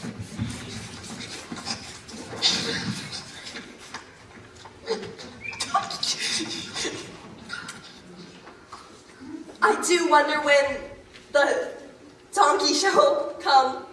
No, Hermia! No! No! Where's Peas Blossom? Ready? Scratch my head, Peas Blossom. No! Where's Monsieur Cobweb?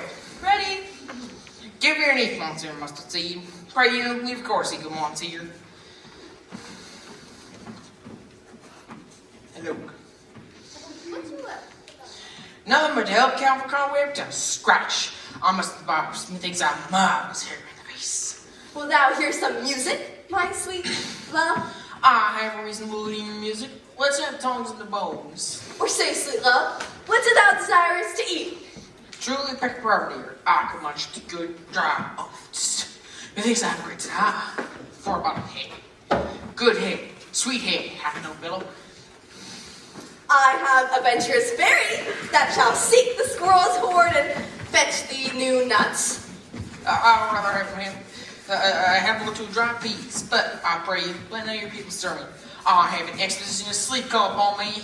Sleep thou, and I will wind thee in my arms. Fairies be gone and always be away. How I love thee. How I dote on thee. Oh no! I spilled lemonade on the computer! Why do you have lemonade in the tent booth? Never mind, switch to the backup like it. This one tried out. But it still has all the cues from the last show! You can make it work. I trust you. I'll be back.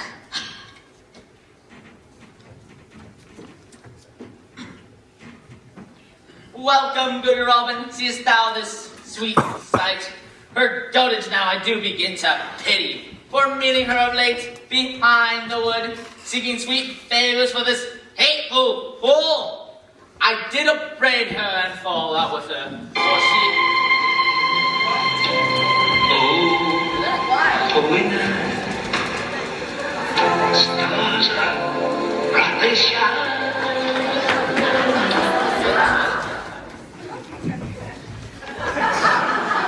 for she is hairy temples then had rounded with coronet of fresh and fragrant flowers, and that same dew was sometime on the buds was wont to swell like round and orient pearls, sitting now within the pretty Floriet's eyes like tears that did their own disgrace bewail. The winds will rejoice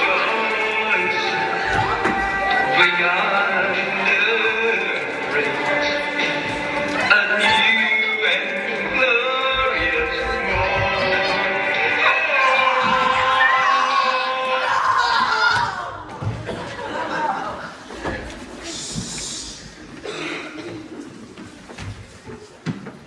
when I had at my pleasure taunted her, and she in my terms begged my patience, I then did ask of her changeling child, which straight she gave me in her fairy sense, to bear him to my bower in fairyland.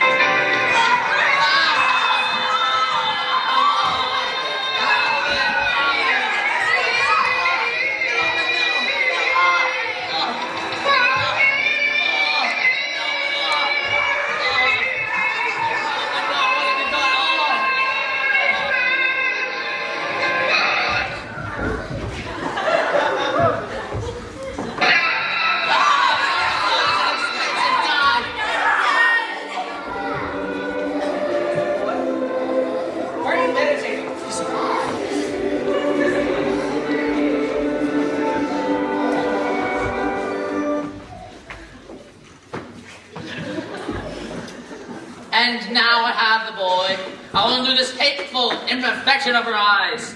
And gentle Puck, take off this transformed scalp from off the head of this Athenian swain, that he, awaking when the other do, may all to Athens back again repair, and think no more of tonight's accident, but as of severe vexation of a dream. But first, I will release the Fairy Queen. Be as thou wast wont to be. See as thou wast wont to see. Diana's bow or Cupid's flower hath such force and blessed power. Now, mighty Titania, wake you, my sweet queen.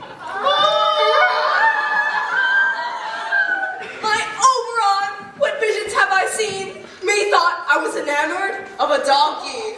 There lies your love. My Oberon! How came these things to pass? Oh, how I do loathe his visage now. Silence a while. Robin, take off this head. Titania, music call, and strike more dead than common sleep of all these. 5 the cents. Music? Ho! Music such as charm and sleep. Now when thou wakest, with thine own fool's eyes, peep! Sound music. Come, my queen, take hands with me and rock the ground on these. Sleep as be.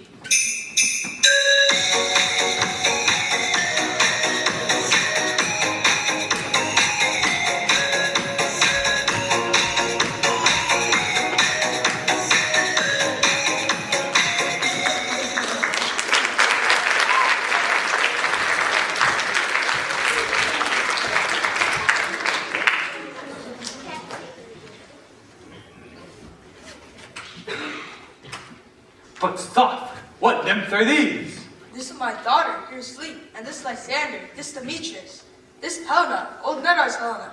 I wonder if they're being here together. No doubt they rose up early to observe the rite of May, and, in hearing our intent, came in grace of our solemnity. But speak, egghead, is this not the day that Hermia should give answer for choice? It is, my lord. Bid the huntsmen wake them with their horns.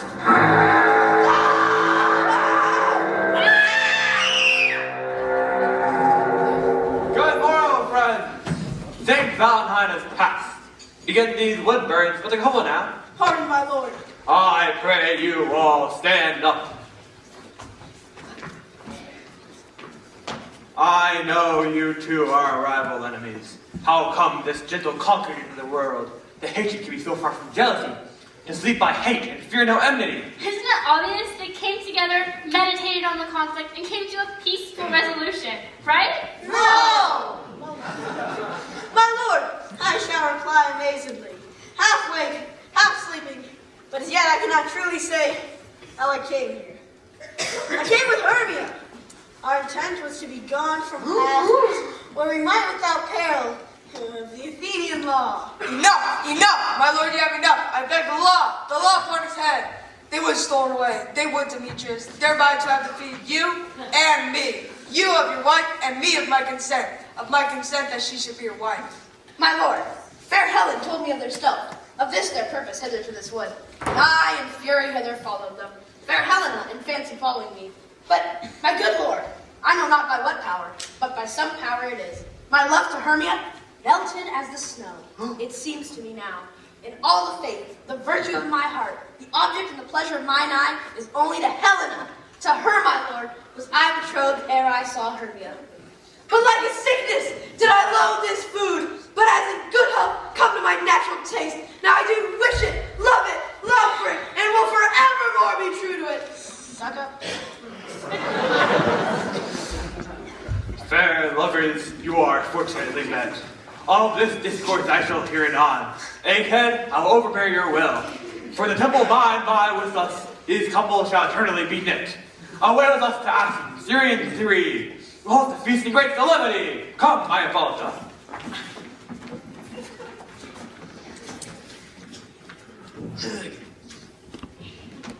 I have had a dream. I have had a vision past the wit of mortals to say. I will give us sequence to write about of it. It shall be called Bottom's Dream, because it hath no bottom, and I will sing it in the latter end of the play. I got the computer fixed. Quick, plug it in. Enter Quince, flute, snout, and starflame.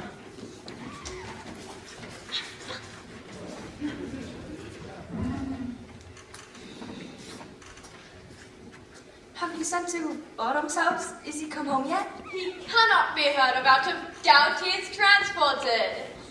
If we come not in the play is marred, and it goes not for our doth it, No, it is not possible. You have not a man in all Athens able to discharge Pyramus, but he. yet simply the best wit of any handcraftsman in Athens. Yeah, and the best person too, and he is a very paramour for a sweet voice. You must say paragon. Paramour is, God bless us, a thing not. Master, the Duke is coming from the temple, and there are two or three lords and ladies more married. Bottom, almost courageous day, almost happy hour. Masters, I to disclose wonders, but ask me not wherefore, for if I tell you, I'm not true Athenian. Let us hear, Master Bottom. All I'd like to say is that the Duke hath dined and would like to see our play. We will meet presently at the palace. Everyone, look over your parts. And, most dear actors, eat no onion nor garlic, for we are to utter sweet bread, and I want to hear them say, it is a sweet comedy. No more words. Away. Go, away. Enter Theseus, Hippolyta, Philostrate, and lovers.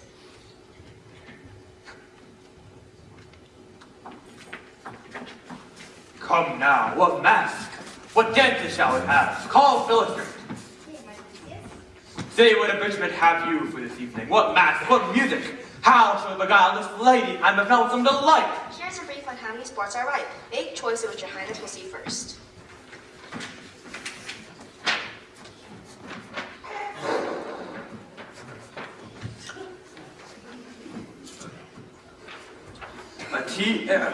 A brief, tedious scene of young Pyramus and his love of Sydney. Tedious and brief, merry and tragical? That is hot ice and wondrous strange snow. How shall we find the conqueror to this discord? Play there is, my lord, some 10 words long, which is as brief as I'm going to play. But by 10 words, my lord, it is too long. For in all the play, there is not one word apt, one player fitting. And tragical, my noble lord, it is, for Pyramus therein doth die. Which, when I saw hers, I must confess, made mine eyes water. But more merry tears, the passion of loud laughter never shed. What are then that you play? Hard-headed people that work in Athens here, which have never labored in their minds until now, and now have toiled in their unbreathed memories with the same play against your wedding. And we shall hear it. No, my noble lord, it is not for you. I've heard it over, and it is nothing. Nothing in the world, unless you can find sport in their intents, extremely stretched and caused a cruel pig to do you service. I will hear that play, for nothing can be amiss when simpleness and duty tender it.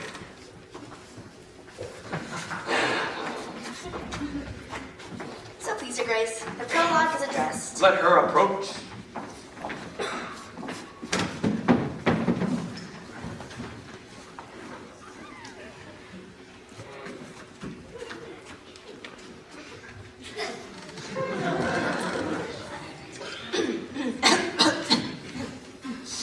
If we offend, it is with our good will. That you should think we come not to offend, but with good will. To show our simple skill, that is the true beginning of our end. Consider then, we come but in despite. We do not come as minding to content you. Our true intent is all for your delight. We are not here that you should hear repent you. The actors are at hand, and by their show you should know all that you are like to know. This fellow doth not stand between points. Indeed, she hath played on this prologue like a child on a recorder, a sound, but not in government. Her speech was like a coiled chain, nothing comparing to all authority. Who is next?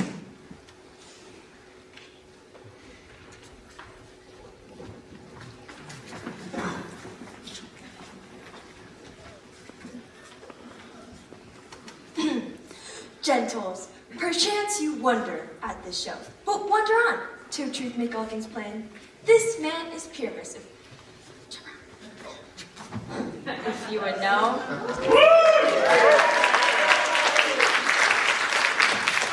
This beauteous Lady Thisbe is certain. This woman with lime and rough cast doth present woe, that vile wall, which did these lovers sunder. Oh no! And through walls chink, Poor souls! Not really. They are content to whisper at the which let no man wander. This woman with lantern, dog, and bush of thorn presented moonshine. For, if you will know, by moonshine did these lovers think no scorn. To meet at night is his tune. There to woo. You. This grisly beast. Meow. So scary.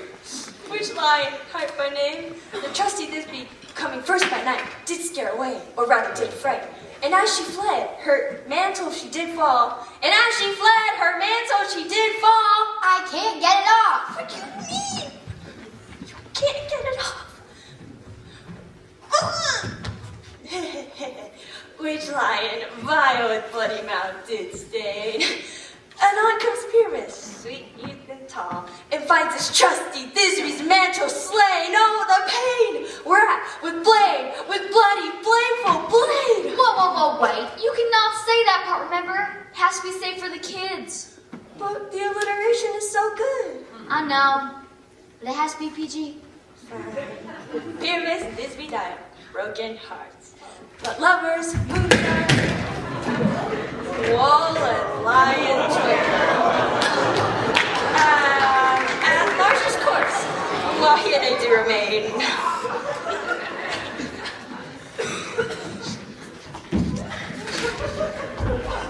In this same interlude, it doth befall that I was not by name to present a wall. And such a wall, as I would have you think, had it a craned hole or chink, which the lovers, Pyramus and Thisbe, this whisper often, very secretly.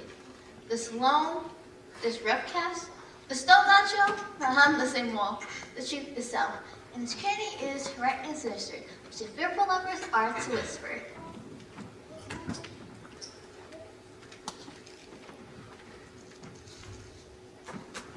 Oh, grim-looked night!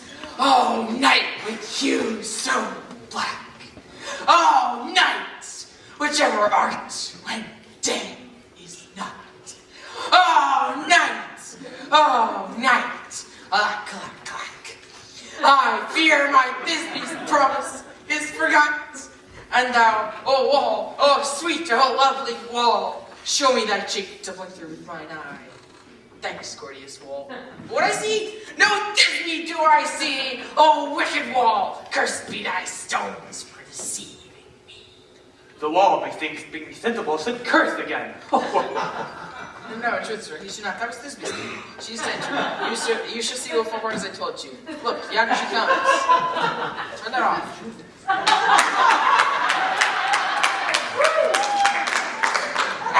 Oh, awful often hast thou heard my moans, for pardon my fair Pyramus and me. I see your voice. Now to the jink, and I can hear my Thisbe's face. Thisbe? Hey! Stop it! Stop doing that! Thank you! Ow! Oh! Ow!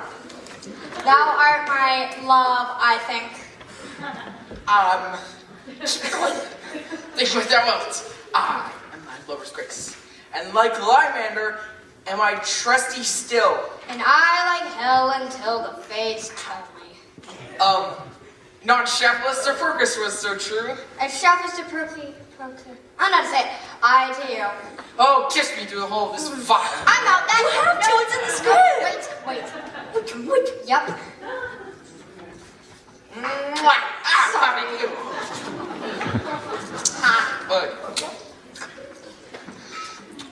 Wilt thou ninnies too meet me straight away? Not in a million years. Thus our line of heart is our soul. Be then this wall away, let go.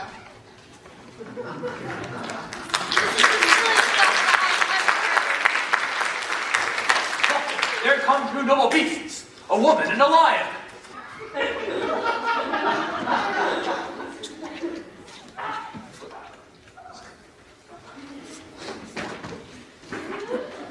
Whoa, gentle, harsh, severe, smallest, monstrous mouse that creeped on the floor. May now perchance both quake and tremble here when lion or in wildest rage doth roar.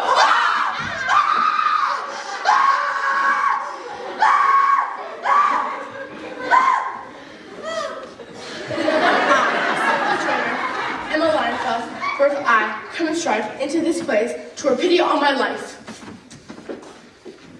This lanthorn doth the horned moon present. She should have worn the horns on her head. She is no crescent, and the horns are not visible within the circumference.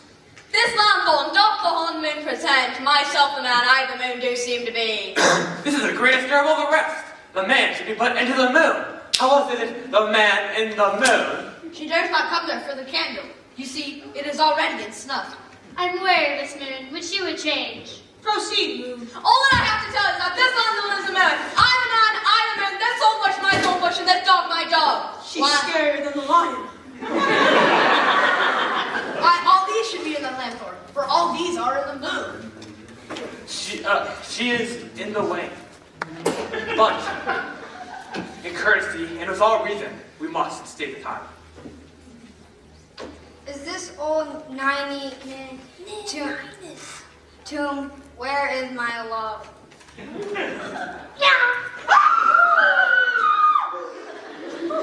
Well roared, lion. Well run, Thisbe. Well, children, truly, the moon shines with a good grace. Well, mouse mine. And then came Pyramus. And so the lion vanished. And so the lion vanished. Finish. And so the lion vanished. Oh, sweet moon, I thank thee for thy sunny beams. I thank thee now for shining now so bright. For by thy gracious, glorious, golden, glittering beams, I trust to take interest in this beast's sight. But stay, oh spite, but mark, poor knight, what dreadful doe is this? Eyes, do you see? How can it be? Oh, dainty duck! Oh, dear, thy mantle good, what? Stained with blood!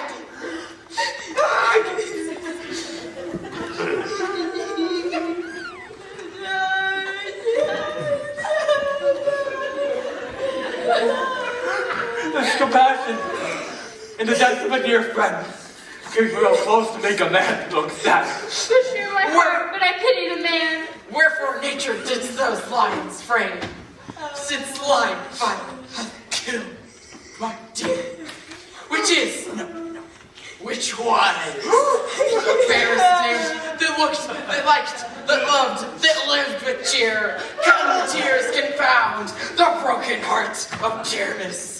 Thus die I, thus, now I am dead, now I am fled, my soul is in the sky, tongue lose thy light, moon take thy flight, now I die! Die!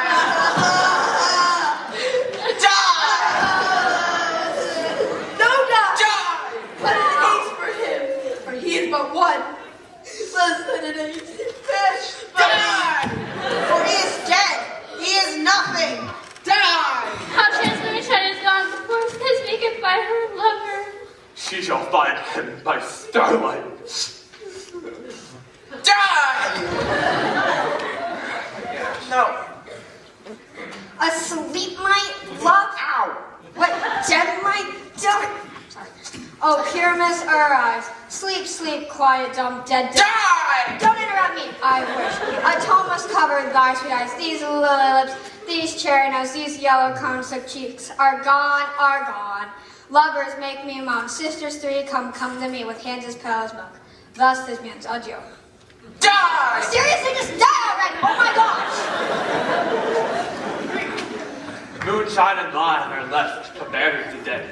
Hey, and wall too. No, I assure you, the wall is down in our epilogue. Would it please you to hear an epilogue or a dance? The iron tongue, the midnight hath full 12. Sweet friends to bed, I fear we shall not sleep the coming morn. Sweet lovers to bed.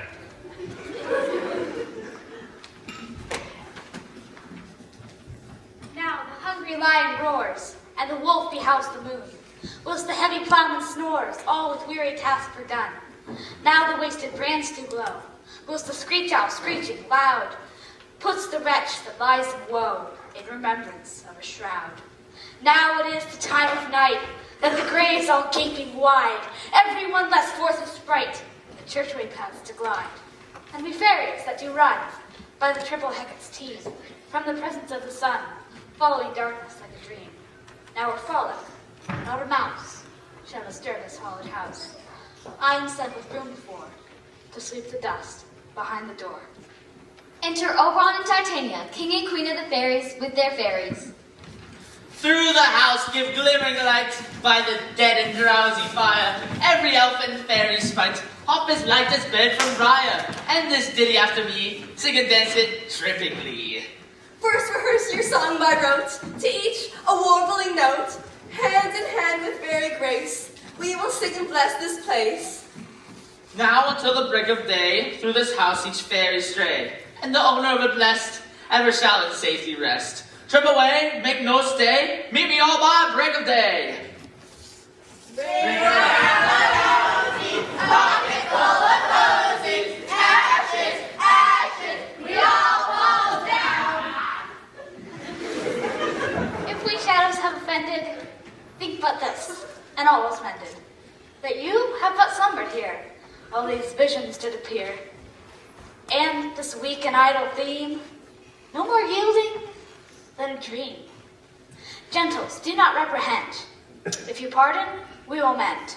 And as I am an honest puck, if we have unearned luck, now to escape the serpent's tongue, we will make amends ere long. Else the puck a liar call. So, good night to you all.